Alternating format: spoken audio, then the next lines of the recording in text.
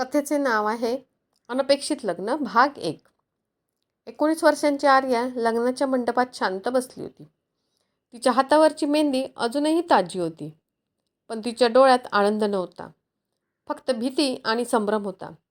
आज तिचे लग्न होणार होते, पण ज्या मुलाशी तिचे लग्न ठरले होते तो आदित्य नव्हता.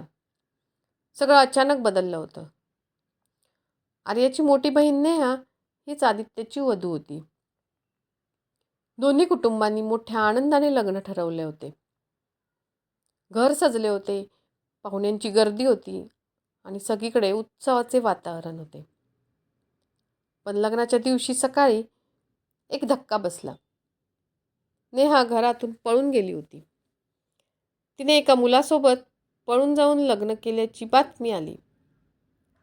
क्षणात घरातील आनंद दुःखात बदलला. पाहुणे बाहेर बसले होते. समाजात बदनामी होण्याची भीती सगळ्यांच्या मनात होती. तेव्हा आर्याचे वडील रडत आदित्यसमोर आले. बेटा, आमची इज्जत वाचव. आर्याशी लग्न कर. आदित्य काही क्षण शांत उभा राहिला. त्याला विश्वासच बसत नव्हता. त्याच्या मनात राग, अपमान आणि दुःख सगळं एकत्र होतं. त्याने आर्याकडे पाहिले. आर्या खाली मान घालून उभी होती. तिच्या डोळ्यात अश्रू होते. ती स्पष्टपणे घाबरलेली होती. क्षणभर शांतता पसरली. मग आदित्यने हळू आवाजात म्हटलं, ठीक आहे.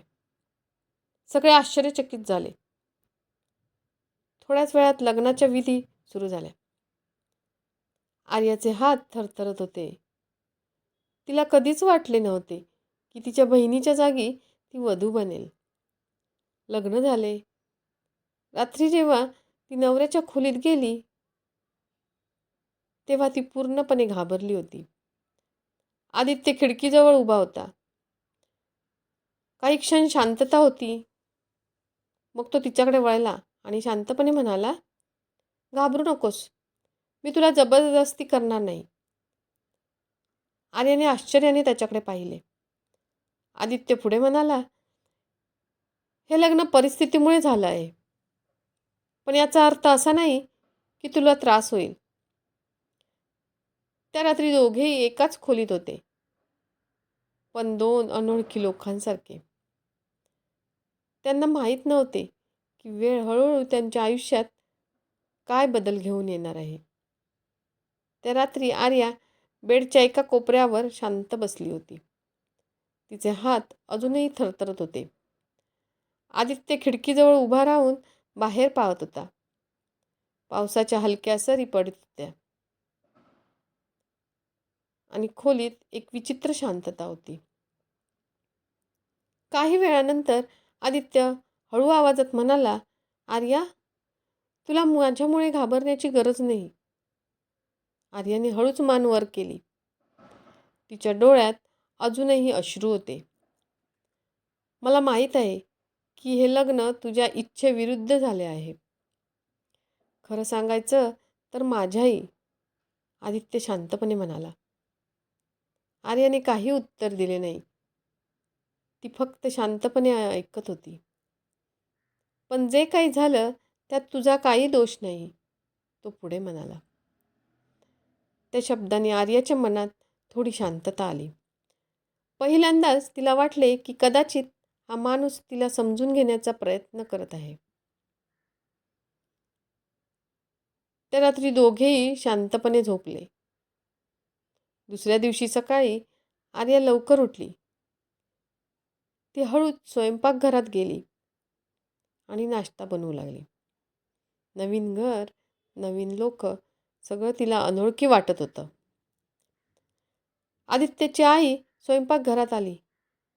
ती काही क्षण आर्याकडे पाहत राहिली आणि म्हणाली, तुला हे सगळं करण्याची गरज नाही. अजून तू नवीन आहेस. आर्या नम्रपणे म्हणाली, काही हरकत नाही आई. मला काम करायला आवडतं. त्या उत्तराने आदित्यची आई थोडी शांत झाली. संध्याकाळी आदित्य ऑफिसमधून परत आला. तो हॉलमध्ये बसला होता तेव्हा आर्या चहा घेऊन आली. हा घ्या, ती हळू आवाजात म्हणाली. आदित्यने कप घेतला आणि पहिल्यांदाच हलकंसं स्मित केलं. धन्यवाद. आर्याला थोडं आश्चर्य वाटलं. तिने कधी विचारही केला नव्हता की तो इतक्या शांतपणे तिच्याशी बोलेल. काही दिवस असेच गेले. आर्या घराची काळजी घेत होती. आदित्य ऑफिसमध्ये व्यस्त असायचा. पण हळूहळू त्यांच्यामध्ये एक वेगळं नातं तयार होऊ लागलं. आदराचं, शांततेचं. एके दिवशी संध्याकाळी आदित्य घरी आला तेव्हा आर्या बागेत फुलांना पाणी घालत होती. सूर्य मावळत होता आणि हलका वारा वाहत होता. आदित्य काही क्षण तिला पाहत राहिला. त्याच्या मनात अचानक एक विचार आला. कदाचित हे लग्न इतकं चुकीचंही नाही. तेवढ्यात त्याचा फोन वाजला. फोनवरून आलेली बातमी ऐकून त्याचा चेहरा अचानक बदलला. फोनच्या दुसऱ्या बाजूला एक आवाज म्हणत होता, आदित्य, नेहा परत आली आहे.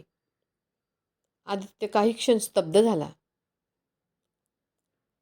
आणि त्याच क्षणी आर्याने त्याच्या चेहऱ्यावरची ती बदललेली भावना पाहिली. तिला अजून माहीत नव्हतं की तिच्या आयुष्यात पुन्हा एक मोठं वादळ येणार आहे. पुढील कथा दुसऱ्या भागात. जर ही कथा तुम्हाला आवडली असेल तर सबस्क्राईब आणि लाईक जरूर करा. धन्यवाद.